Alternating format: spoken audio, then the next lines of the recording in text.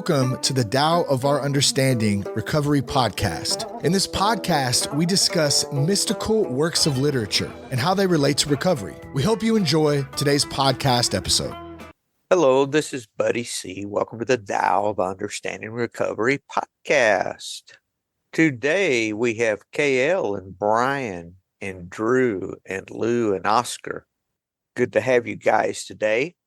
What we do on this podcast, talk about how Taoist writings, philosophy, not Taoist religion, really helps us with our perception, I would say, of the higher power, which is always changing. Like the frog in the well, all the frog can see is what's above the well, right? Knows nothing of anything else. I think we're always, to some respect, a frog in the well. My life is a result of my experiences. That's why when I was told to believe something, that I could always fall back on experience. Some things I could believe, but I can really believe something when I see it work in your life, that maybe it can work in my life too. And that's really what the essence of recovery is for me, is what do I have to share? It's my experience. And Taoist thought really demonstrates how is that finger pointing at experience, that finger pointing at letting go, that finger pointing at turning your will and your life over. So we found that for a lot of folks, that the Taoist writings really resonate with them and speaks to them in ways that other writings may not. We go through those writings, talk about how they resonate with us.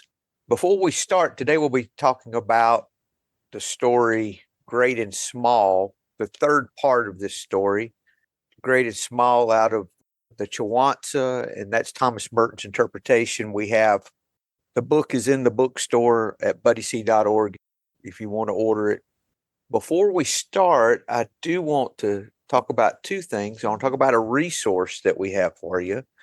And a resource we have at buddyc.org is our list of podcasts. And we have two sections of podcasts. We have one that's recovery podcasts, and we have a second that is just spiritual podcasts in general. And these are podcasts that I've personally found beneficial, that I've enjoyed myself. Most of these are just my personal podcasts, or ones that someone has contacted me and said, hey, how about adding this one? And so I'd check it out, and then I'd add it. Take advantage of those things. It's all free, nothing there to sell you. The next thing we want to talk about is a synchronistic moment. We like to talk about a synchronistic moment every week because the more as I've been on the spiritual path, I start seeing these things happen in life that are beyond my control. Carl Jung's talked about this a lot. If you go back, look at his writings, which actually a lot of what we have in AA came from his teachings and his influences. Jung, if you want to look him up. And I'm going to talk about one of mine today, and it's going to take a little, I apologize for the time it's going to take to set it up, but it's not a two-sentence deal. After I penned the book Powerless But Not Helpless, I've talked about that before. You can get a free PDF download at the website at buddyc.org. But when I was penning it, I didn't know what to do with it after I had it. It just took less than 2 weeks to write. And I said, I'm going to need a book coach, because I'm going to, no one's going to publish me at this point. So I'm going to have to self-publish. I had no idea what to do with it. So I just surrendered that need. I said, I'm powerless over finding a book. I mean, I went on the internet and I looked around for about 15, 20 minutes. Didn't see anything that resonated. So I said, okay, I'm powerless over finding a book coach. I surrender that. And I just went on about my business. I was open, and anyone I came across, I would ask, hey, do you know anyone that came in my path that I thought may have one or have someone I could use? I'd ask. And I just kept an open mind and kept going. We were doing the Fourth Dimensioners meeting, the nightly 9 p.m. Eastern meeting that's still going, by the way. You can find it at zoomaameetings.com. This was nearing the end of the pandemic, and we still had that meeting going every night, and it's still going now. And we had a guy in the meeting that was posting to all the Facebook groups about the meeting. There's 20 plus groups that we posted to. I think he posted once a week or every couple of weeks. I just don't recall. Maybe it's once a month. But anyway, he posted periodically, and he had not posted in several months. Someone I knew pretty close and made me ill that he would, they didn't do it because I thought it might be hurting me, all those things. Instead of fussing at him, instead of making, I could have intimidated him into doing it. He was a sponsee. So I could have done that. Instead, I said, that's okay. I'll take care of it. No problem. So I did it myself. It takes 20, 30 minutes. So I went through and did the whole thing. No problem. I got one response from that. And I never got response. I used to do it myself, and I turned it over to him. And I never got responses from this. But this one lady responded. And we got to chatting, and she was an author. I'm like, really? I said, do you have a good book coach? She said, I sure do. She's wonderful. I said, huh. So I hooked up with her, and she's still my book coach today.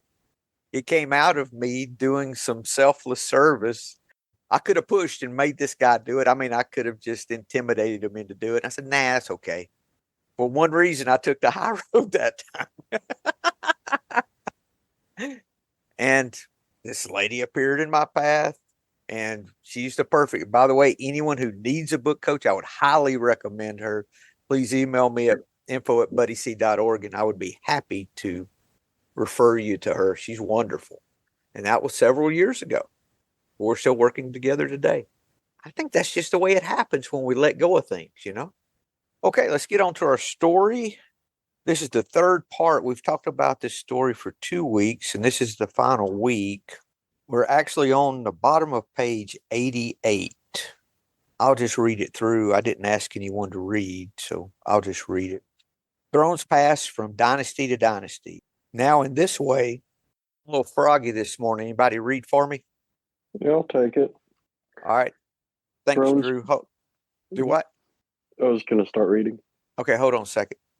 Okay, let's get to our story. Drew, you going to read for us today? Sure. Thrones pass from dynasty to dynasty, now in this way, now in that. He who forces his way to power against the grain is called tyrant and usurper. He who moves with the stream of events is called a wise statesman. Kui, the one-legged dragon, is jealous of the centipede. The centipede is jealous of the snake.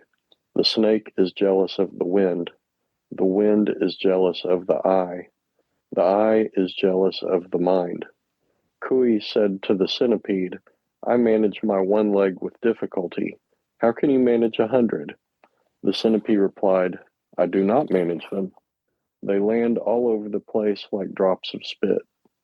The centipede said to the snake, with all my feet, I cannot move as fast as you do with no feet at all. How is this done? The snake replied, I have a natural glide that can't be changed. What do I need with feet? The snake spoke to the wind. I ripple my backbone and move along in a bodily way. You, without bones, without muscles, without method, blow from the North Sea to the Southern Ocean. How do you get there with nothing? The wind replied, True, I rise up in the North Sea and take myself without obstacle to the Southern Ocean, but every eye that remarks me, every wing that uses me, is superior to me, even though I can uproot the biggest trees or overturn big buildings. The true conqueror is he who is not conquered by the multitude of the small. The mind is the conqueror, but only the mind of the wise man. Thank you, Drew.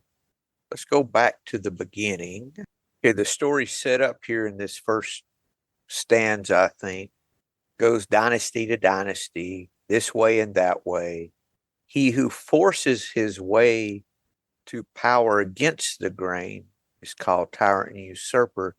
He who moves with the stream of events is called a wise statesman.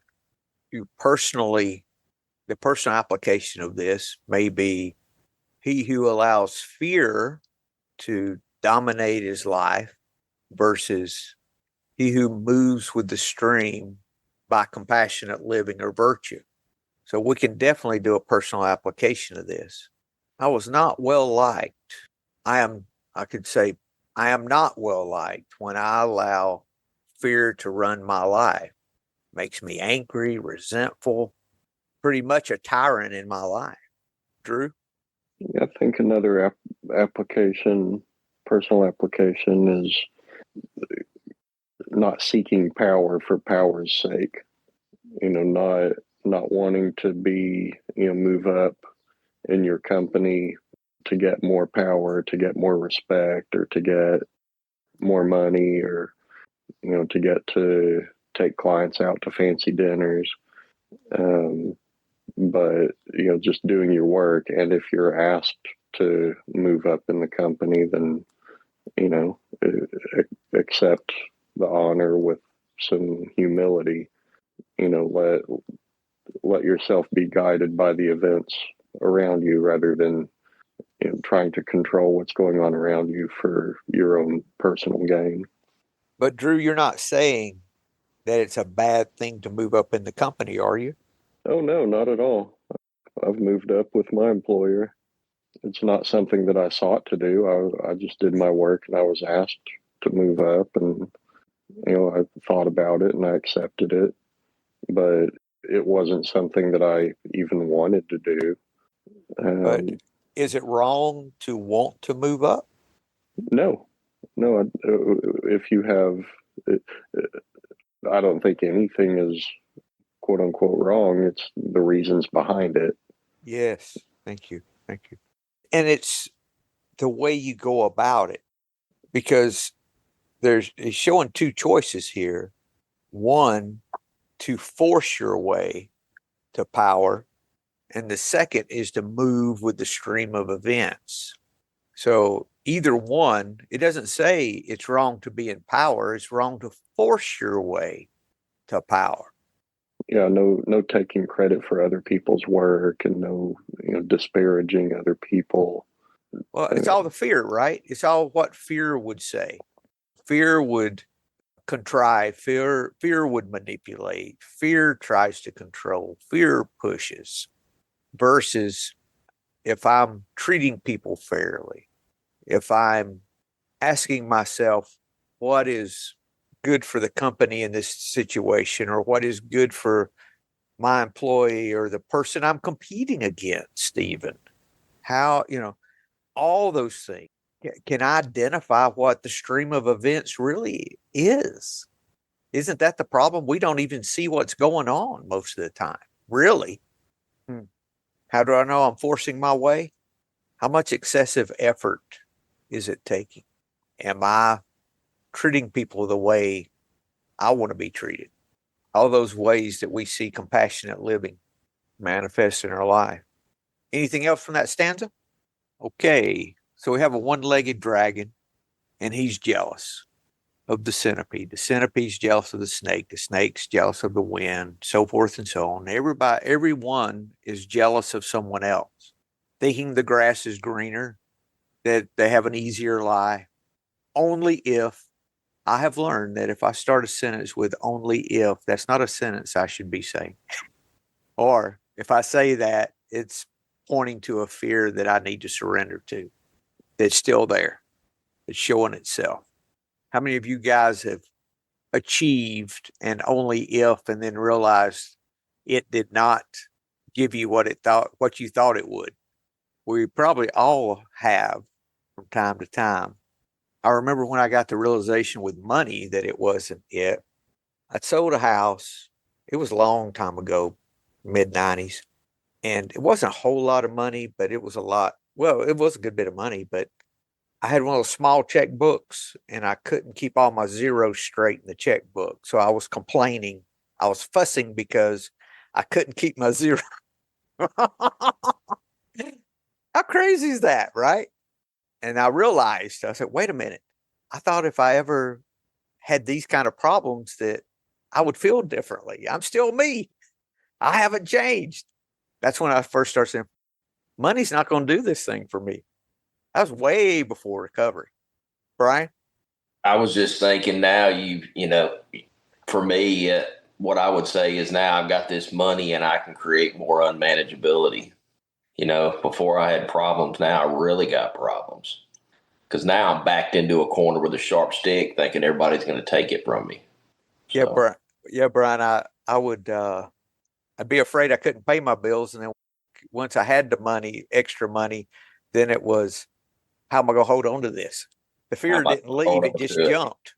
Absolutely, absolutely. And every time I've done that, it's like holding water in my hands.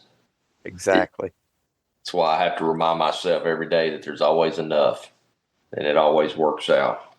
And that enough is not like, oh, I have enough, like an Eeyore enough. It's not that. Yeah, no.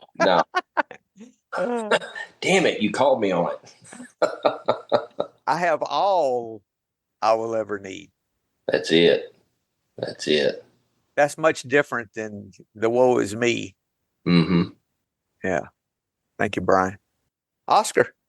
Yeah, I know also this system of if only, or if it's not sufficient, I have also but, which is also working quite well, or what if.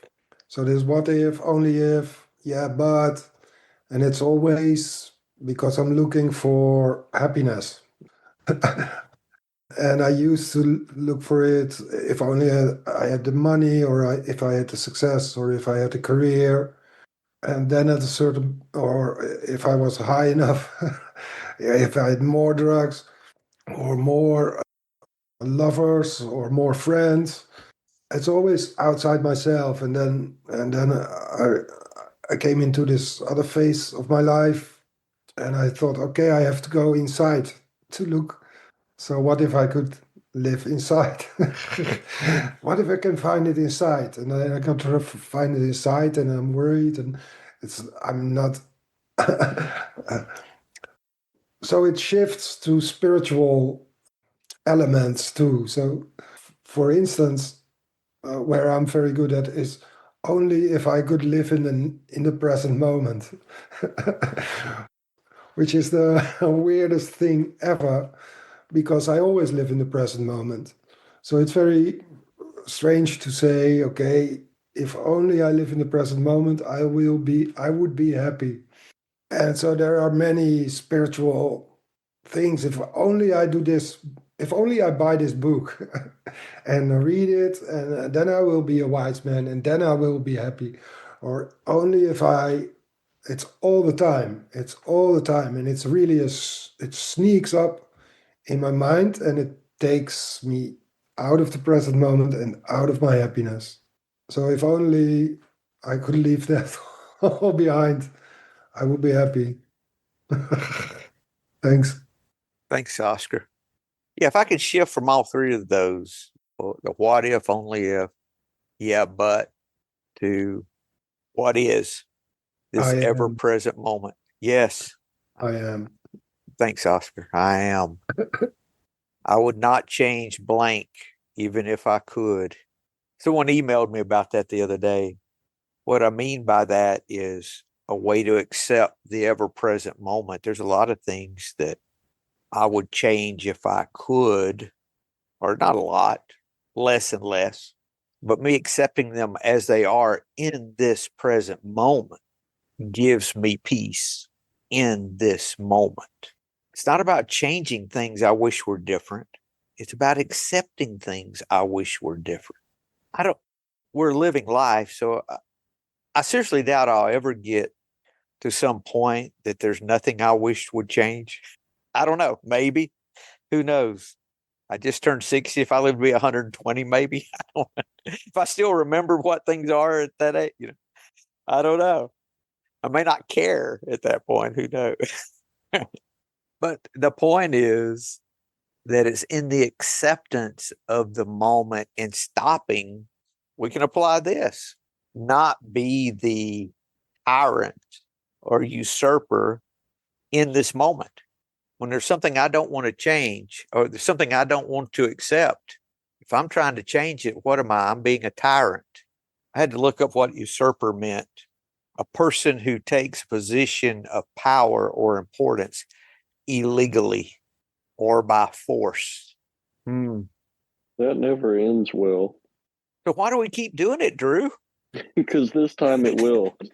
Yes. This time it'll be different. Yes. That's what fear says every time. This time it will be different. Oscar? It's also the ego, right? So the ego is the one who forces his way to power in my life, and where all my trouble comes from is my ego.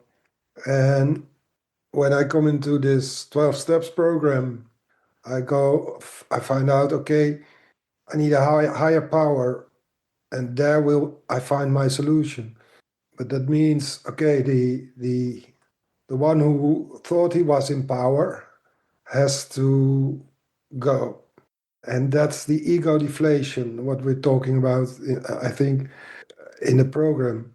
So the lower power, or the ego power, or the Oscar, or the one who I surrender in my third step, or make a decision to surrender, to make a room or place for this higher power. And this higher power is only present in the present moment. It's nowhere else present. So you can only find higher power in the present moment, nowhere else. It's impossible. So that's where I have to be, inside myself and in the present moment. And then I will automatically probably move with the stream of events. There's actually no other possibility.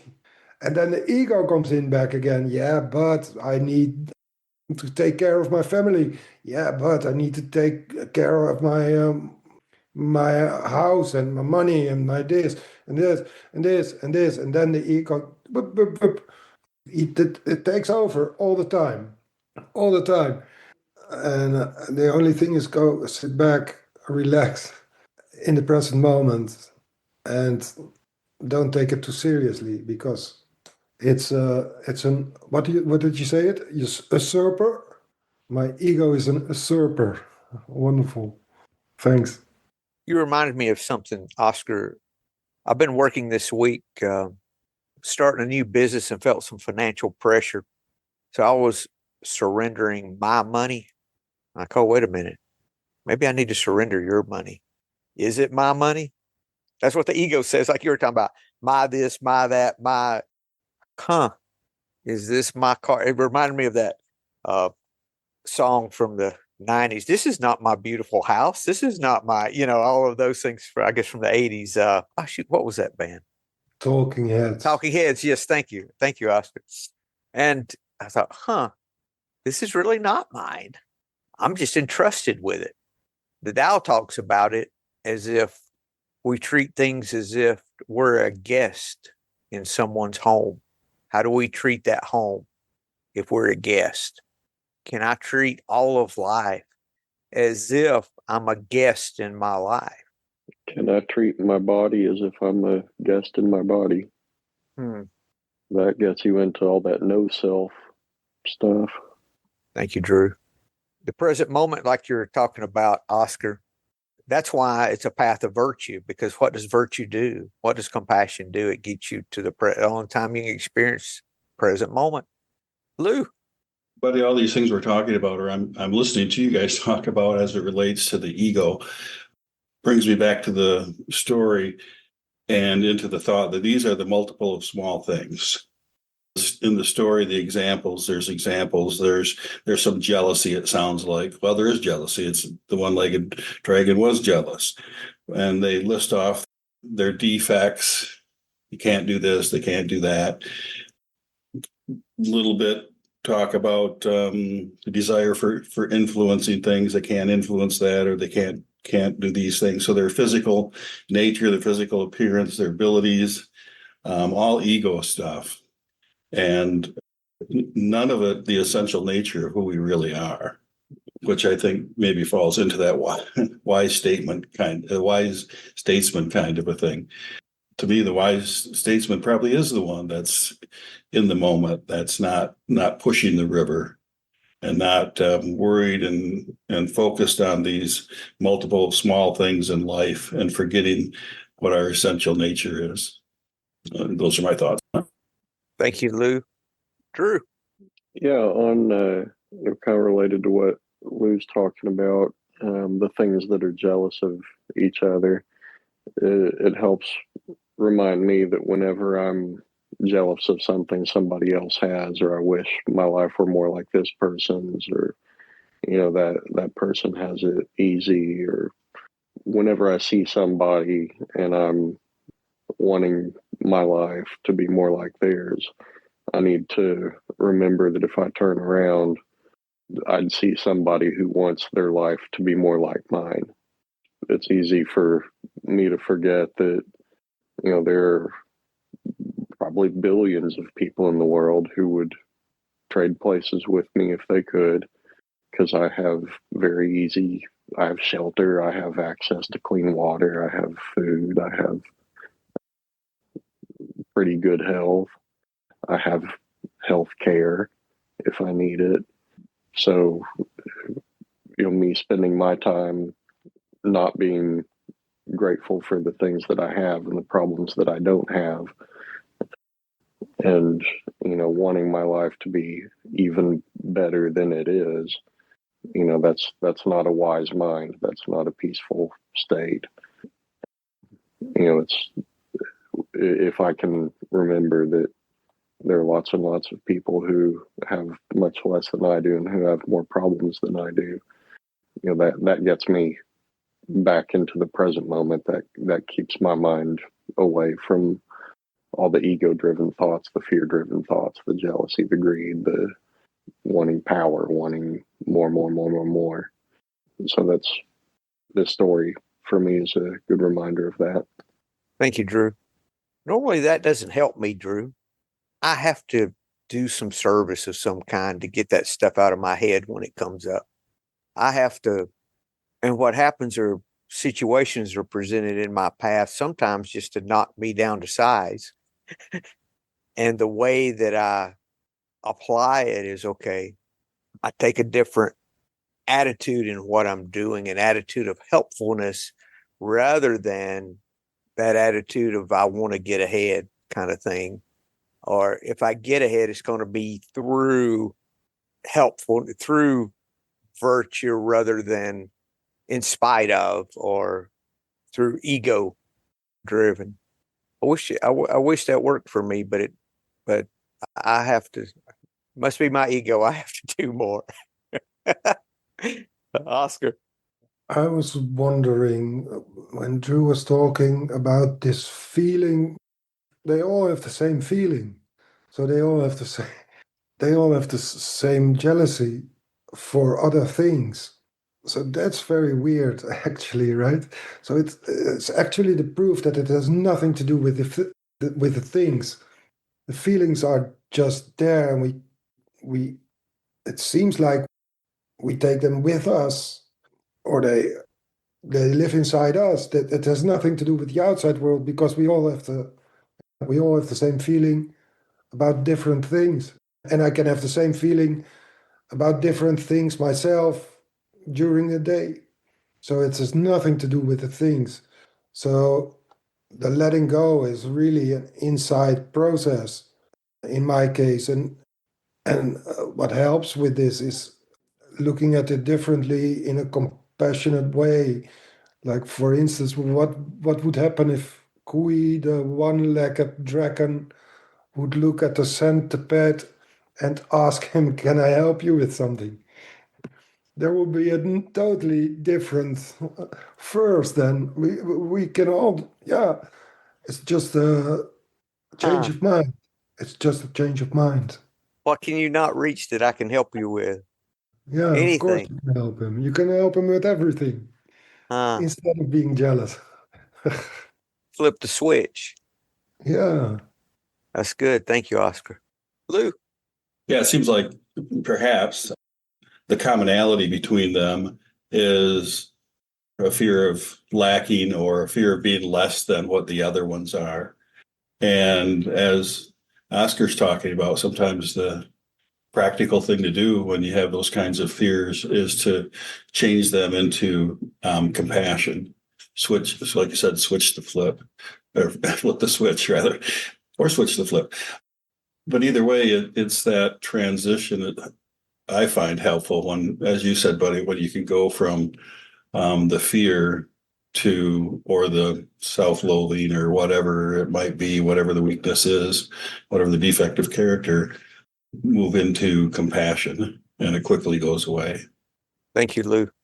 So first we have the jealousy. We have the multitude of small things. Yes, thank you. And then we see the flip side of that. When the dragon said to the centipede, I manage my one leg with difficulty. How can you manage 100? What does the centipede say? I do not manage them. They land all over the place like drops of spit. And then the centipede to the snake. He wished he could move faster. Snake said he has a natural glide. That's how he moves. That can't be changed. What do I need with feet? Then the snake spoke to the wind. I ripple my backbone and move along in a bodily way. You move without bones or muscle and without method. How do you get there with nothing? Goes everywhere, north and south.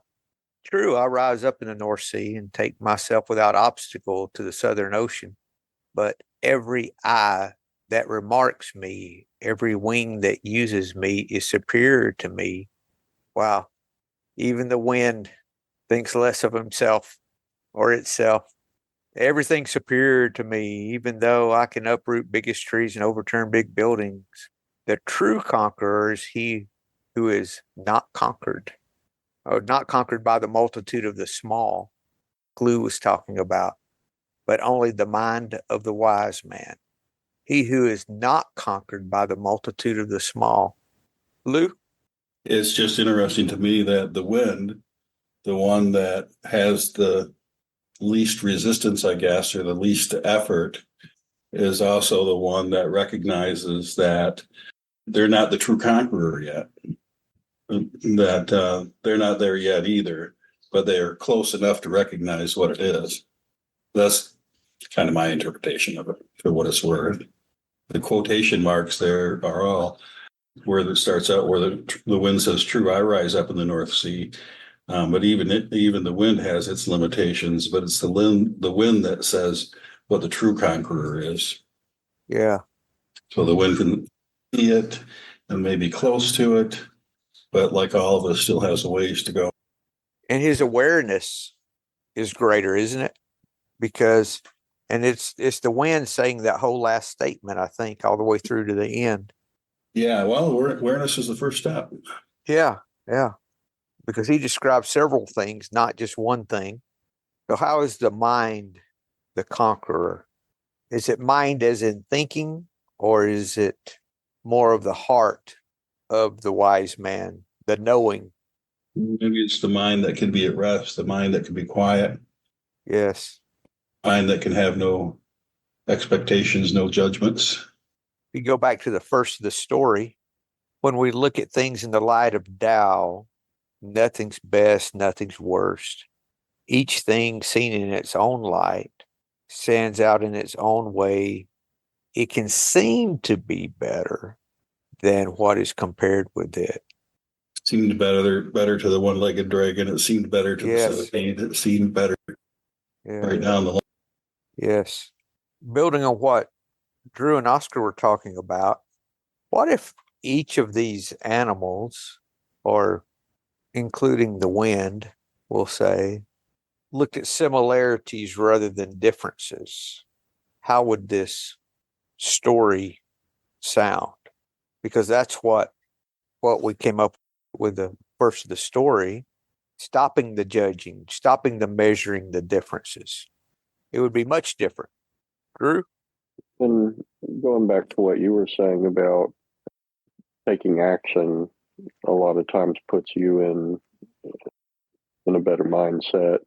I think that's one huge benefit of volunteering is gaining that humility, seeing that you are in the position where lots and lots of people would like to have things that you have.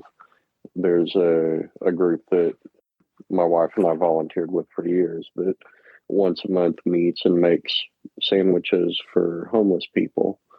We all go out and buy, loaves of bread and bologna and mustard and American cheese and just get together and make thousands of sandwiches.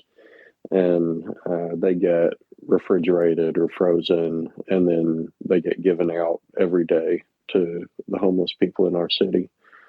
And it's a really good reminder that this food that I don't eat meat, so I wouldn't eat a bologna sandwich, but that's kind of beside the point. Even if I did eat meat, I'd still really turn my nose up at a bologna and American cheese and mustard on white bread. But this is the most nourishment that a lot of people are going to get during their day. And when I go home after volunteering and look at all the food in my house, all the food in my fridge, and especially, I don't have anything to eat, and I have a kitchen full of food, or I know I have these things to eat, but I don't want to go through the hassle of turning these fresh vegetables into a delicious, nourishing dinner. That just kind of helps. Going through that volunteer work helps me recognize when I am having those thoughts and how kind of foolish those thoughts are. So no, I totally get what you're saying about needing to do some work, needing to take some action, needing to get out into the world to help you make that recognition. I think that's one of the huge benefits of volunteering or doing nonprofit work, or even just looking at your customers a little bit in a more compassionate mindset. Thank you, Drew. I have found that regardless of my action, I can do it from a place of compassion or a place of fear, no matter what it is that I'm talking about. I've mentioned several times I'm doing a new business, and it's taken a long time. And the reason it's taken much longer is because I keep putting myself in the position of my customer. I keep finding things that would be very beneficial for the customer to have as part of this product that I hadn't seen before. So I keep fashioning. I'm getting close to the end now, but it's taken a lot of time, sometimes frustrating, but I always take a step back. So, part of business is overcoming objections, but another part is just being open to the needs of others, and meeting a need is a big thing.